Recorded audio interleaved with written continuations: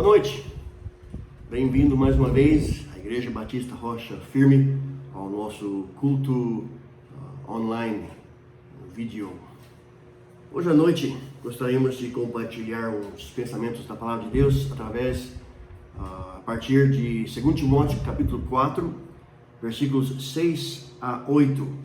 E a Palavra de Deus diz assim em 2 Timóteo 4, versículo 6: Porque eu já estou sendo oferecido por aspersão de sacrifício, e o tempo da minha partida está próximo.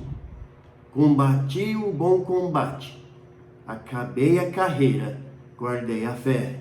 Desde agora, a coroa da justiça me está guardada, a qual o Senhor, justo juiz, me dará naquele dia, e não somente a mim, mas também a todos os que amarem a sua vinda. Que Deus abençoe a leitura da tua palavra.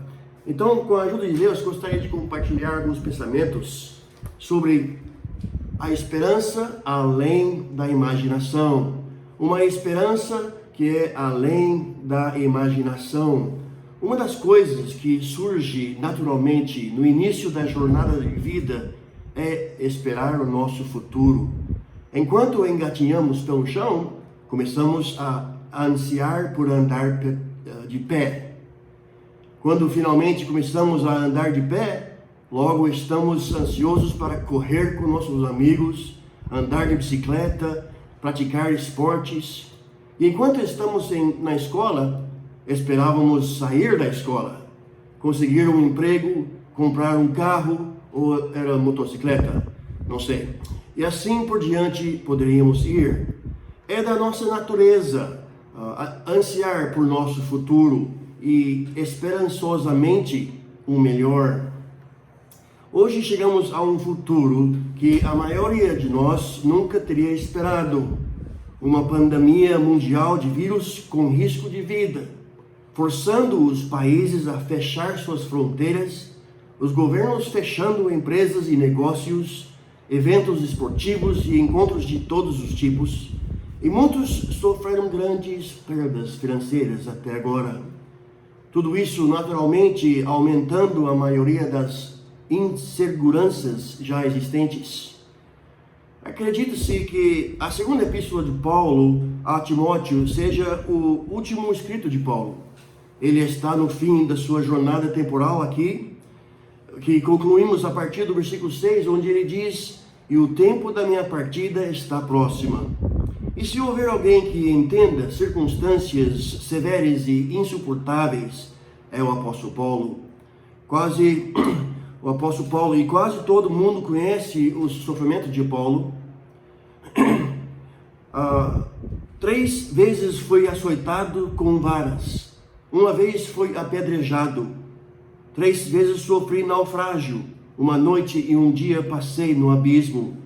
Mas aqui em 2 Timóteo capítulo 4, no final da sua carreira, Paulo é um homem idoso, sentado no chão frio de uma cela de prisão e prestes a ser executado.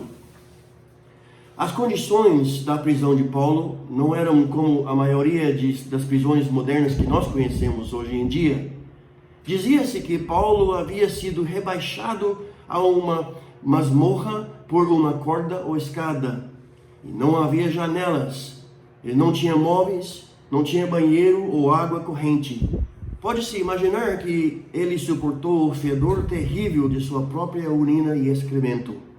Mas, através de tudo isso, as palavras de Paulo não são o que você esperaria de um homem nessas condições e que está prestes a ser decapitado.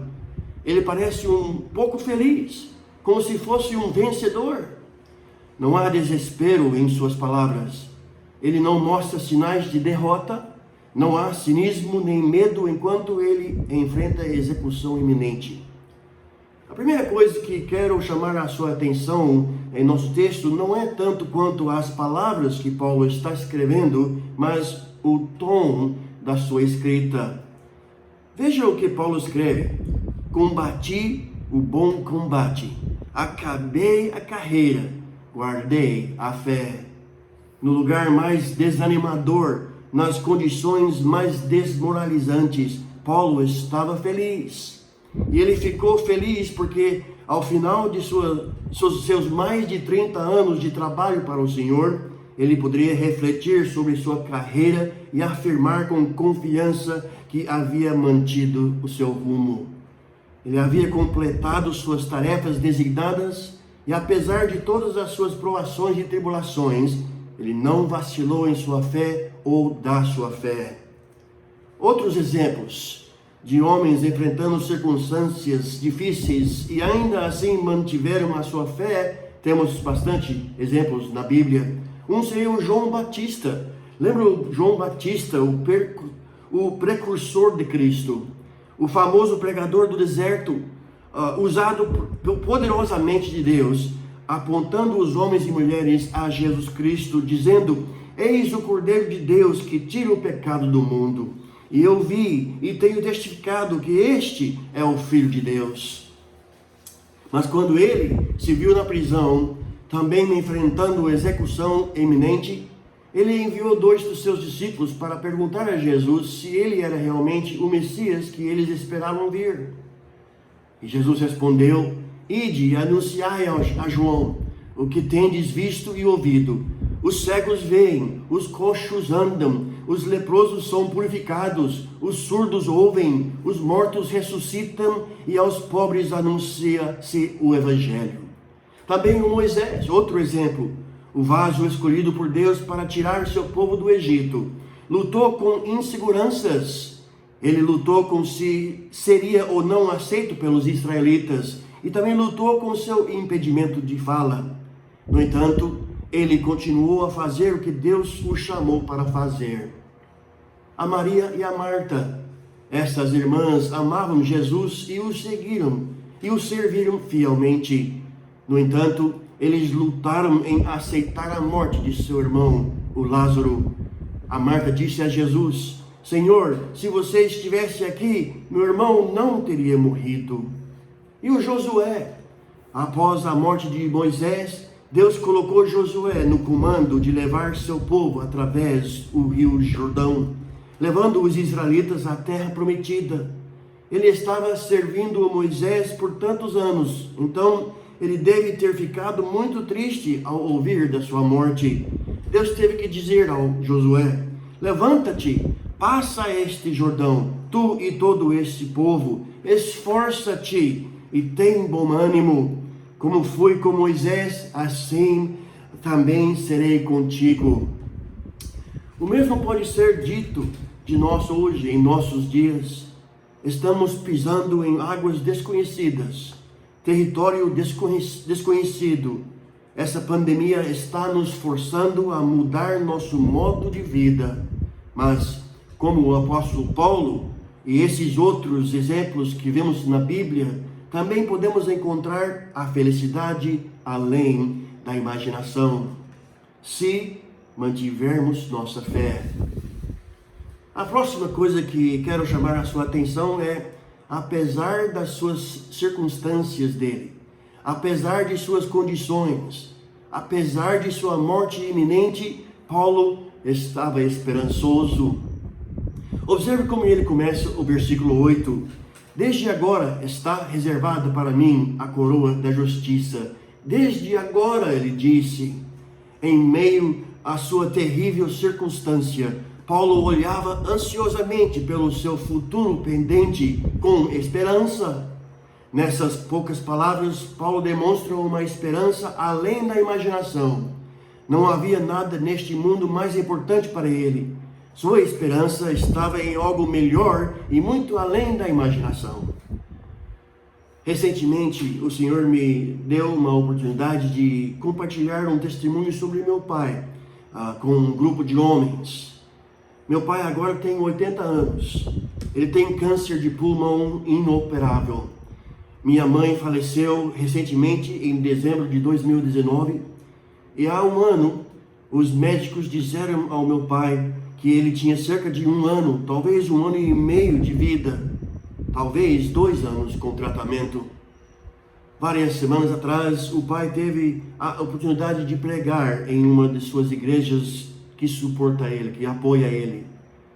Ele pregou por cerca de 20 ou 25 minutos E durante esse tempo, cerca de 3 vezes, ele mencionou que esperava estar com sua esposa nos céus antes do final desse ano. Quando terminei de compartilhar esse testemunho, um dos homens respondeu: parece que ele é um homem realizado. Sim, é verdade. Apóstolo Paulo também, ele era um homem realizado. No final de seus dias, ele tinha esperança além da imaginação. E ele continua dizendo que outros também podem ter essa mesma esperança.